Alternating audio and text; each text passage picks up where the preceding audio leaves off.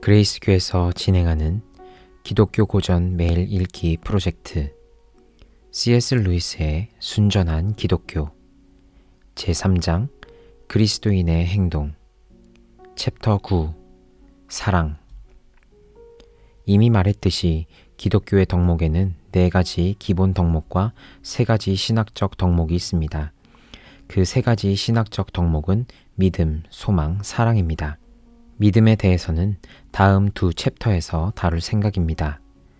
사랑은 챕터 7에서 부분적으로 다루었지만 그때는 사랑 중에서도 용서라고 불리는 부분만 집중적으로 이야기했지요.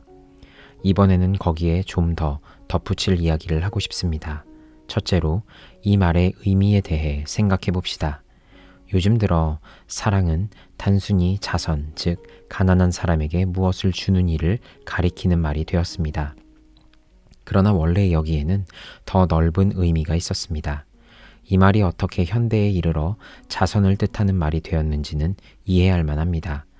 사랑을 가진 사람이 하는 일 중에 가장 두드러진 것이 가난한 사람에게 베푸는 일이다 보니 사람들이 그것을 사랑의 전부인 양 오해하게 된 것이죠.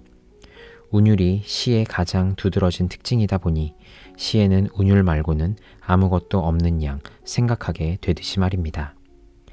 여기에서 말하는 사랑은 기독교적 의미의 사랑을 뜻합니다.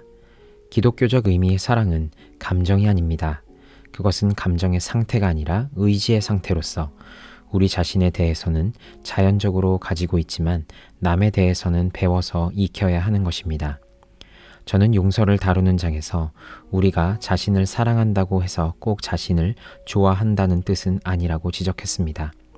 자신을 사랑한다는 것은 자신이 잘 되기를 바란다는 뜻입니다. 그와 마찬가지로 우리의 이웃을 기독교적으로 사랑하는 것과 그들을 좋아하거나 그들에게 애정을 느끼는 것은 아주 다른 일입니다.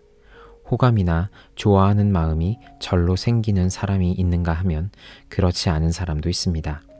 어떤 음식을 좋아하거나 싫어하는 것이 죄도 아니고 덕도 아닌 것처럼 자연스럽게 누군가를 좋아하는 마음 역시 죄도 아니고 덕도 아님을 아는 것이 중요합니다. 그 감정은 그저 하나의 사실일 뿐입니다.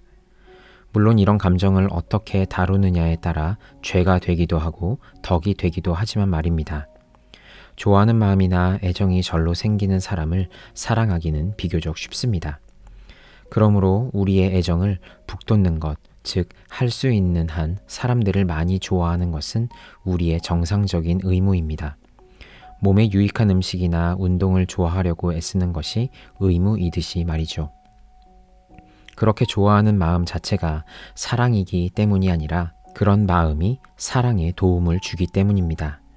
그러나 다른 한편으로는 특정한 사람을 좋아하는 마음 때문에 그 외의 사람들을 사랑 없이 대하거나 부당하게 대하지 않도록 아주 예민하게 주의할 필요가 있습니다. 누군가를 좋아하는 마음과 그를 참으로 사랑하는 일이 충돌을 일으키는 경우도 생깁니다. 예를 들어 아이에게 맹목적인 애착을 가진 어머니는 그 자연스러운 애정 때문에 아이를 망칠 위험이 있습니다. 즉, 자신의 애정 본능을 채우려다가 아이가 나중에 누려야 할 참 행복을 희생시키게 되는 것입니다. 이처럼 대개의 경우에는 자연스럽게 좋아하는 마음이 생길 때 그 마음을 북돋워야 마땅하지만 그렇다고 해서 가만히 앉아 인위적으로 애정의 감정을 만들어내려고 애쓰는 것이 곧 사랑하는 길이라고 생각한다면 큰 착각입니다. 어떤 이들은 기질적으로 냉정합니다. 그것은 불운한 일이긴 해도 죄는 아닙니다. 소화불량이 죄가 아닌 것과 같지요. 그런 기질을 가졌다고 해서 사랑을 배울 기회가 없거나 사랑을 배워야 하는 의무에서 면제되는 것은 아닙니다. 우리 모두에게 주어진 법칙은 아주 간단합니다. 자신이 이웃을 사랑하나 사랑하지 않나 고민하느라 시간을 낭비하지 마십시오. 그냥 그를 사랑한다고 치고 행동하십시오. 그러면 곧 위대한 비밀 하나를 발견할 것입니다. 어떤 사람을 사랑한다 치고 행동하면 얼마 지나지 않아 진짜로 그를 사랑하게 된다는 비밀 말입니다. 어떤 사람이 싫다고 해서 상처를 주면 점점 더 그가 싫어집니다. 그러나 싫은 사람이라도 잘 대해주면 점점 덜 싫어집니다. 한 가지 예외는 있습니다. 하나님을 기쁘게 하며 사랑의 법을 따르기 위해 잘 대해주는 것이 아니라 자기가 얼마나 너그러이 잘 용서해주는 사람인지를 과시하거나 상대방이 마치 빚진 사람처럼 자기를 찾아와 감사를 표하기를 바라는 마음 때문에 잘 대해주는 경우에는 실망을 면치 못하게 될 것입니다. 사람들은 바보가 아닙니다. 그들은 어떤 것이 과시이고 선심인지 금방 알아챕니다.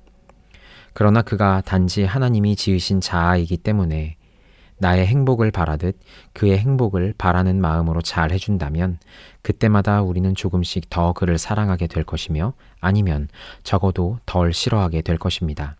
결과적으로 기독교적인 사랑은 머릿속이 감상으로 가득 찬 사람들에게는 아주 냉정해 보일 수 있을 뿐 아니라 애정과 아주 구별되는 것임에도 불구하고 결국 애정을 낳습니다.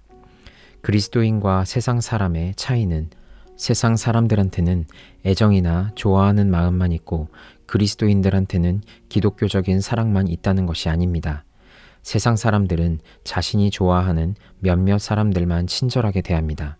그러나 그리스도인들은 모든 사람들을 똑같이 친절하게 대하려고 했으며 그렇게 하는 가운데 점점 더 많은 사람들을 처음에는 자기가 좋아하게 되리라 상상조차 못했던 사람들까지 포함해서 좋아하게 된다는 사실을 발견합니다. 똑같은 영적 법칙이 정반대 방향으로 무섭게 작용하기도 합니다. 독일인들은 처음에 유대인들이 미웠기 때문에 학대했을 것입니다. 그러나 나중에는 그들을 학대했기 때문에 점점 더 미워하게 되었습니다. 잔인해질수록 더 미워하게 되고 미워하게 될수록 더 잔인해지는 법입니다. 이런 악순환은 영원히 계속됩니다. 선과 악은 모두 복리로 증가합니다. 바로 그렇기 때문에 여러분과 제가 매일 내리는 작은 결정들이 한없이 중요한 것입니다. 오늘 아주 작은 선행을 하는 것은 마치 전략적 요충기를 점령하는 일과 같아서 몇 달 뒤에 꿈도 못 꾸었던 승리를 가져다 줄 수 있습니다. 반면에 오늘 겉보기에 사소한 정욕에 빠지거나 화를 내는 것은 적에게 고지나 선로나 교량을 내주는 일과 같아서 바로 그 길을 통해 적의 공격을 받게 될 수 있습니다. 어떤 저자들은 이 사랑이라는 말을 인간들 사이의 기독교적인 사랑뿐 아니라 인간을 향한 하나님의 사랑과 하나님을 향한 인간의 사랑을 묘사하는 데에도 사용합니다. 그런데 사람들은 인간이 이렇게 하나님을 사랑해야 한다는 데 대해 종종 난색을 표합니다. 자기 마음속에서는 그런 감정을 찾을 수가 없기 때문입니다. 그러면 어떻게 해야 합니까? 대답은 똑같습니다. 하나님을 사랑한다 치고 행동하십시오. 가만히 앉아 억지로 사랑의 감정을 만들어 내려고 애쓰지 마십시오. 만일 내가 하나님을 진정으로 사랑한다면 무엇을 할까라고 스스로에게 물어보십시오. 그래서 떠오르는 일을 가서 하십시오. 우리를 향한 하나님의 사랑은 하나님을 향한 우리의 사랑보다 훨씬 더 편한 마음으로 생각할 수 있는 주제입니다. 끊임없이 경건한 감정만 느끼며 사는 사람은 없습니다. 설사 그렇게 살 수 있다 해도 감정은 하나님의 주된 관심사가 아닙니다. 하나님을 향한 사랑이든 인간을 향한 사랑이든 기독교적인 사랑은 의지의 문제입니다. 하나님의 뜻을 행하려고 노력한다면 곧 주 너의 하나님을 사랑하라는 계명에 순종하고 있는 것입니다. 하나님이 원하신다면 사랑의 감정을 주실 것입니다. 그러나 우리 스스로 감정을 만들어 낼 수는 없으며 또 우리에게는 이런 감정을 달라고 요구할 권리도 없습니다.